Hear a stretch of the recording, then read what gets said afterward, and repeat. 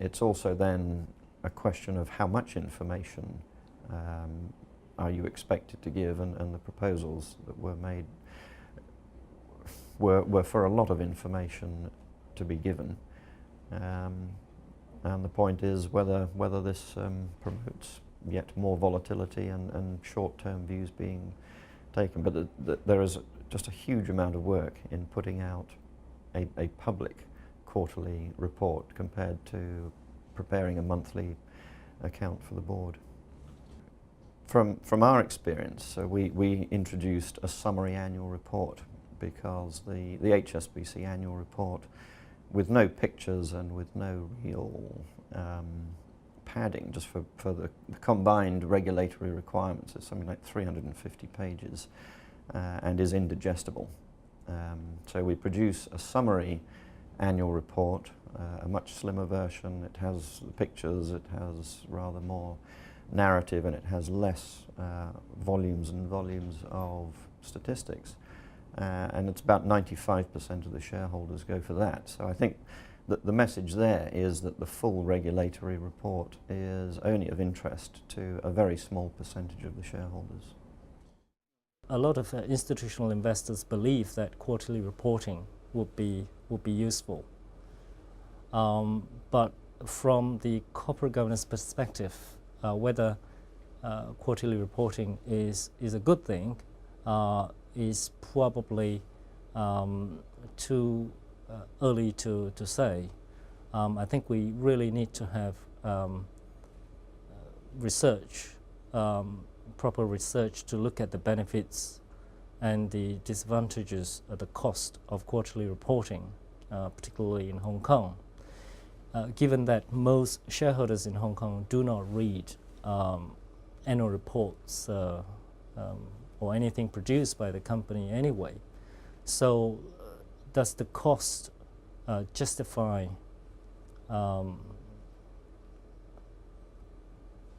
the expense? I don't think quarterly reporting has anything to do with corporate governance, actually. I mean, it's a question of is it a valuable piece of information to be provided to shareholders? There are, of course, different opinions here. The European tradition is mostly half-yearly account reporting. In the United States, people believe it should be done quarterly.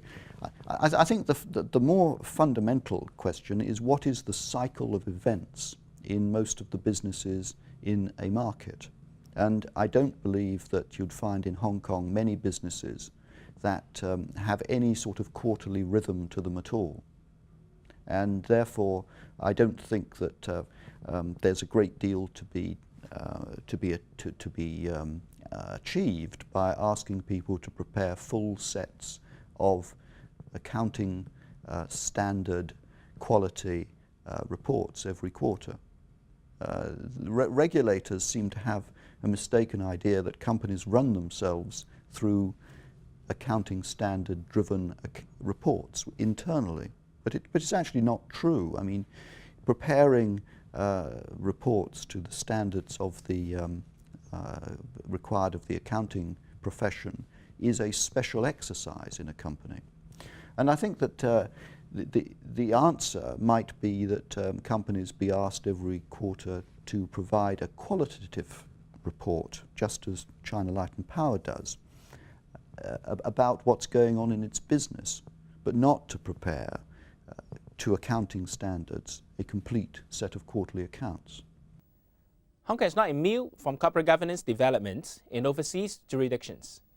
Many corporate governance requirements, for example, on disclosure of directors' remuneration and greater numbers of independent directors sitting on boards, were first implemented in the US and UK before they were adopted in Hong Kong. Perhaps the most controversial recent overseas development has been the passing of the Sarbanes-Oxley Act in the United States. This law significantly tightens the financial reporting requirements for companies with a listing in the United States. CEOs and CFOs, for example, are required to certify the accuracy of the financial data in financial reports. This law has been attacked as an example of over-regulation, and many have claimed that it will reduce the competitiveness of the US market. We asked our guests which overseas corporate governance developments are likely to find their ways to Hong Kong in the near future? And, in particular, will Hong Kong eventually have to go down the same route as the United States and adopt its own Sarbanes-Oxley-style financial reporting requirements?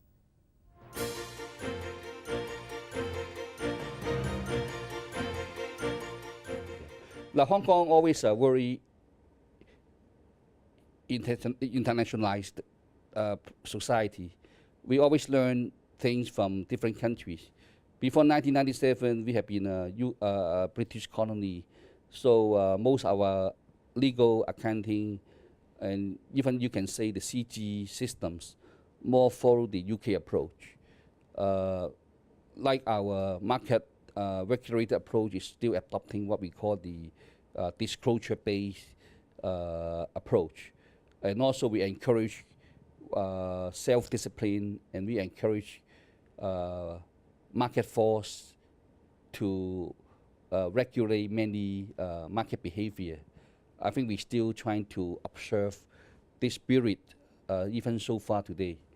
But on the other hand, I think you can see in terms of the market regulated framework, we are more and more following the US model instead of the UK model.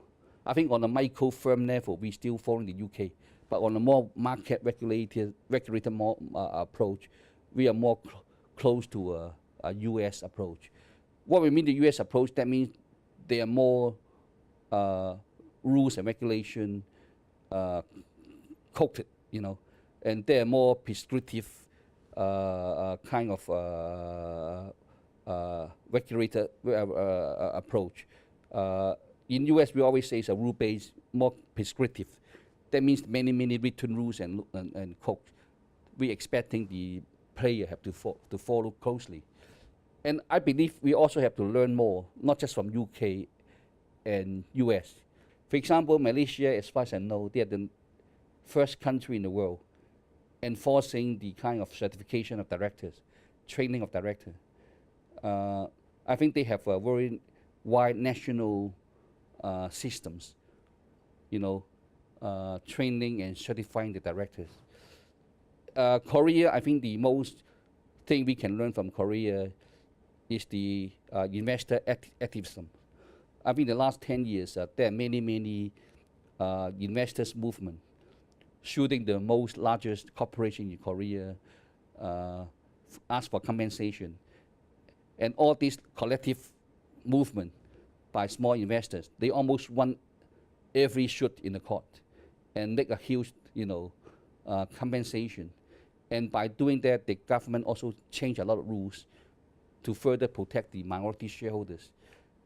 All right, protecting their right, protecting their in the shareholder meeting, how they can really participate and vote in the shareholders meetings.